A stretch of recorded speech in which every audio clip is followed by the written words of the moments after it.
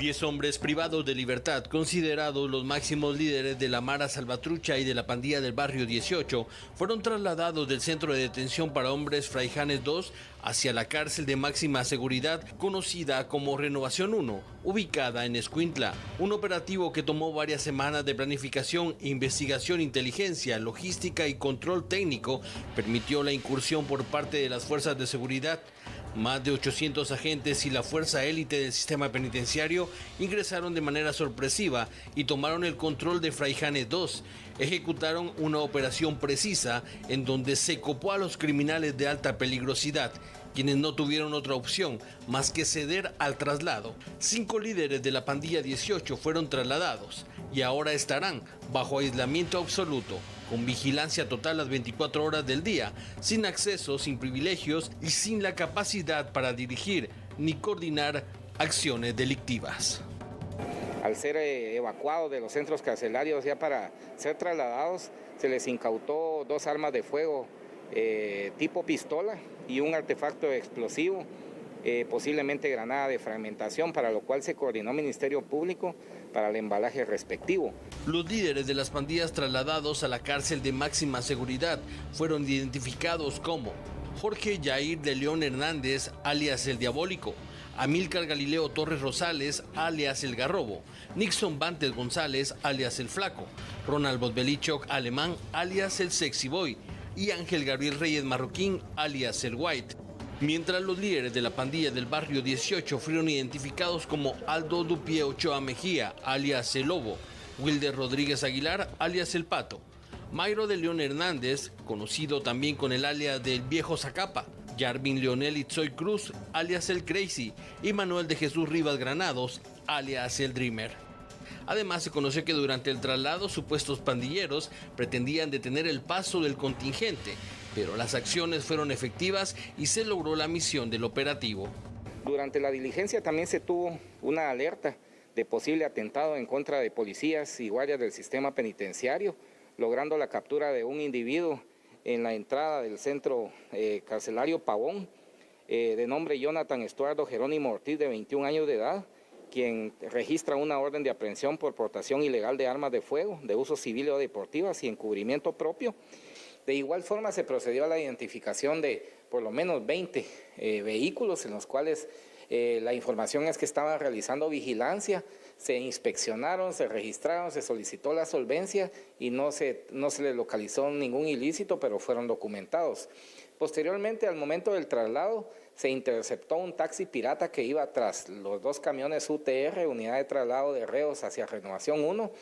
el cual era de origen salvadoreño, estaba totalmente tatuado con tatuajes de pandilla, no tenía documentos del vehículo del taxi pirata y también fue remitido a la frontera con El Salvador, y de igual forma el vehículo taxi fue consignado. Muy bien, por temas de seguridad y por el orden también que se debe de tener en los centros carcelarios, el traslado de reos es un tema que se tiene que realizar y es un análisis constante que también las autoridades deben ejecutar. El punto aquí es, Fernando, es la suma de muchas acciones que van a poder recuperar el control que las autoridades tengan de los diversos centros carcelarios del país, porque en estos momentos sabemos que son los privados de libertad quienes controlan lo que pasa a lo interior de los sistemas carcelarios. Es una de las acciones que se deben implementar, pero ¿qué tanto es el efecto que puede ocasionar en ese punto de poder recuperar el control y sobre todo de mejorar la seguridad, no solo en las cárceles, sino afuera, porque sabemos que desde ahí operan muchos de los delincuentes? Bueno, fíjate, Sandy, que voy a iniciar mi respuesta y argumentación a lo que tú estás planteando con lo siguiente. Es peor que no hagan nada y obviamente que siga el descontrol que se maneja al día de hoy en el tema del sistema penitenciario. Entonces, este tipo de acciones obviamente se deben realizar, como bien lo explicaba el director de la Policía Nacional Civil, de una manera estratégicamente bien planificada, en donde tenés que evitar lo más que se pueda la fuga de información. Entonces, aún así, si escuchábamos las declaraciones del director, había un par de vehículos que iban siguiendo el contingente, tratando de generar algún tipo de, pues obviamente, problemática en ese traslado de estos cabecillas de los grupos que fueron hoy, pues obviamente, desarticulados y trasladados a la cárcel de máxima seguridad.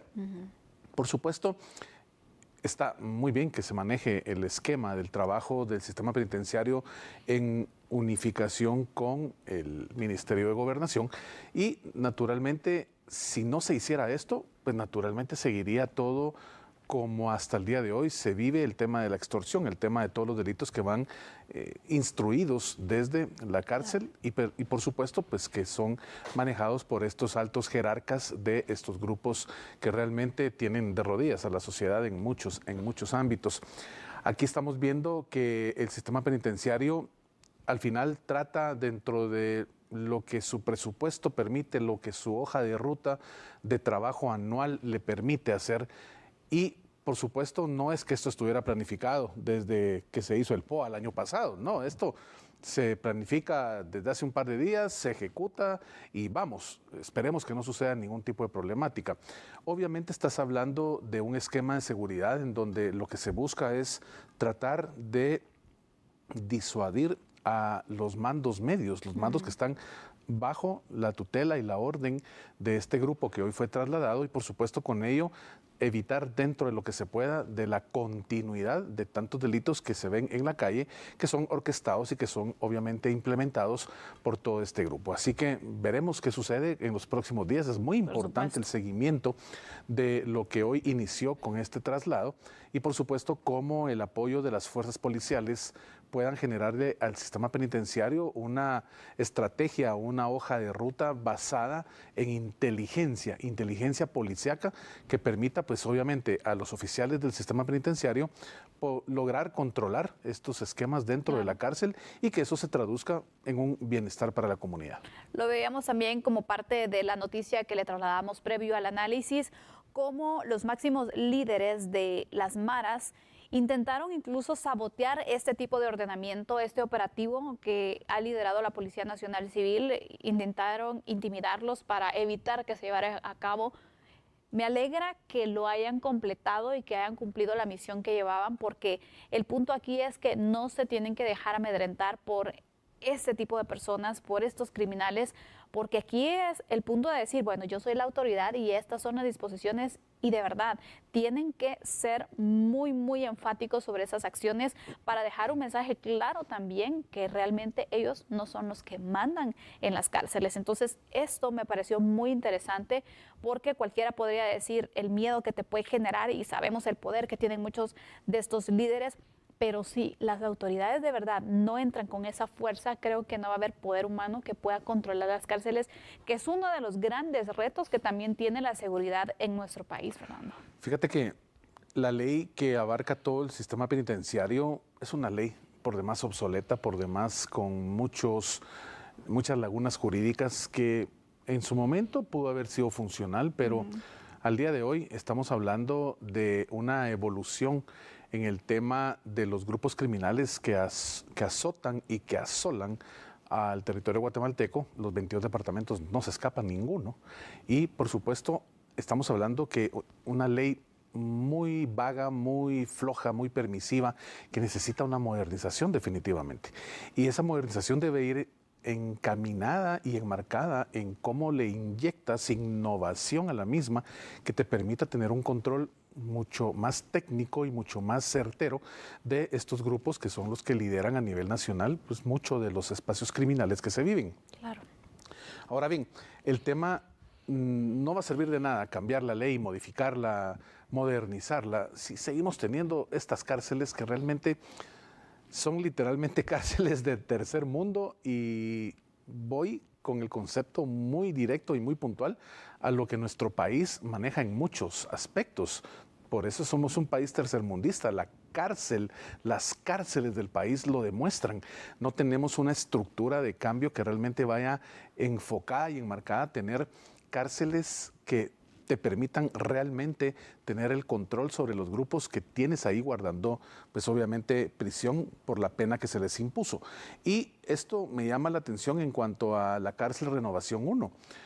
poco a poco te vas dando cuenta que le van sumando y le van sumando y le van sumando cada vez más reos que llegan a esa cárcel,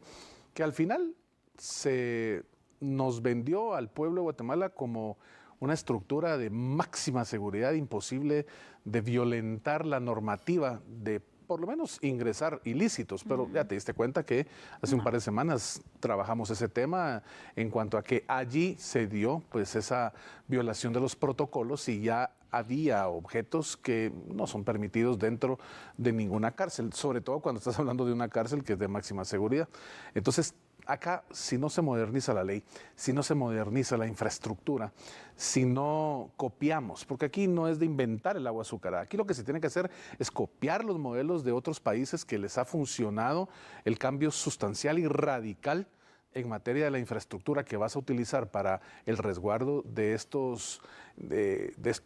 personas que están guardando la prisión que el juez les generó a través de su sentencia. Y si no generas esos cambios, va a seguir sucediendo lo mismo. Se te va a llenar entonces Renovación 1. ¿Qué vamos a hacer? ¿A dónde se van a ir? Los van a trasladar a Cantel, por ejemplo, en donde Cantel es una problemática permanente, en donde si hacemos requisa hoy, se quita lo que hoy se decomisa, mañana hay el doble o el triple de cosas. O sea, es una estructura que realmente está enraizada en el sistema penitenciario y si no se cambia esa ley y no se moderniza la mentalidad y el personal que se tiene, pues esto no va a tener una variación que sea realmente perceptible para la población. Sin duda alguna, Fernando, esto es imposible de verdad que se pueda lograr. ¿Qué proyecto tan grande y qué reto más grande también el que tienen las autoridades del sistema penitenciario, la Policía Nacional Civil, el gobierno como tal también, para poder recuperar y poder controlar, organizar también el sistema penitenciario, las cárceles? Imagínate, tenemos un punto también, el hacinamiento, el tema de la criminalidad también, cómo se ha ido desarrollando este fenómeno en nuestro país, que constantemente todos los días hay traslado de reos, todos los días hay capturas, porque obviamente se tiene que detener a las personas que están actuando al margen de la ley, pero también en mismos espacios. Otro punto es el tema de la construcción incluso de otros centros para poder de esta manera tener medidas incluso más drásticas para poder de esta forma recuperar el control, pero esto requiere también una inversión. Claro, y mira, lo hablábamos el miércoles en el análisis que tuvimos con Max acá, de qué sucede con ese presupuesto que se está pensando plantearle al Congreso de la República, que supera los 160,000 millones. O sea, ¿en dónde está todo ese dinero en materia de inversión de infraestructura? ¿En dónde está ese dinero en materia de inversión de carreteras? ¿En dónde está ese dinero en materia de inversión de nuevos hospitales? ¿Dónde está ese dinero en materia de nueva infraestructura para el sistema penitenciario? Aquí la idea que todo el pueblo tiene ya es que cada año se le va a subir 10,000 millones al presupuesto y la historia de lo que estamos viviendo los chapines va a seguir siendo la misma. Entonces, aquí toda vez no se nos presente como pueblo un cambio radical en el sistema de vida que estamos manejando todos, de vivir una paranoia increíble de no saber si estás en la calle y si regresas a tu casa, de encontrarte en medio de una balacera, de encontrarte en medio de un ataque, sea cual sea. De verdad, no vamos a tener un cambio en esa estructura de vida que tanto ansiamos los más de 18 millones de guatemaltecos. Y mientras sigamos teniendo cada vez más inflado y más inflado y más inflado el presupuesto y tú no veas que realmente ese dinero se les entrega a las autoridades correspondientes para que nos demuestren que son capaces de cambiar esa costumbre de venir viviendo siempre con lo mismo, cada vez más caro, cada vez tenemos un sistema de gobierno más caro, porque todo este dinero se va en puro funcionamiento. Y cuando analizas la inversión de toda la estructura que se necesita para darte a ti una visual de real cambio en tu país, pues yo creo que todos los guatemaltecos tenemos el mismo criterio. Así que veremos qué sucede, esperemos saber qué pasa y naturalmente estaremos pendientes de cómo este traslado de las cabecillas de tan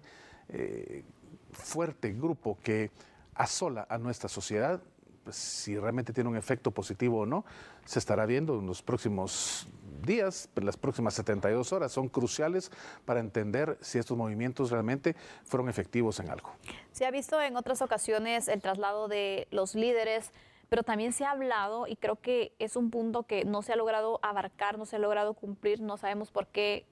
otras administraciones también no lo han hecho. Veremos qué pasa durante esta administración de gobierno. Se ha hablado del tema de la clasificación, incluso de la peligrosidad de los reos, para poder entonces controlar aún más y poder apartar a quienes están por delitos menores, por ejemplo, o delitos que, para que no exista esa mezcla y sobre todo sea, entonces siga siendo esa escuela del crimen, como le han llamado incluso muchos, por la situación de cómo el fenómeno incluso criminal adentro está funcionando. Sí, totalmente. Creo que es es vox populi definitivamente saber que cuando una persona entra a una cárcel sale no con la mentalidad de reinsertarse en la sociedad. Que es uno de los objetivos que debería cumplirse. Eso es una falencia total de nuestro Estado. No logras esa reinserción definitivamente, sino al contrario, pues es una continuidad y es una cantidad más de información que logran recabar y volverse más expertos en la materia. Así que esto es lo que ha pasado durante la jornada. Este es uno de los temas destacados. Vamos a hacer una pausa y regresaremos también hablando de otro tema de seguridad. Así que por favor acompáñenos aquí en A la Medida.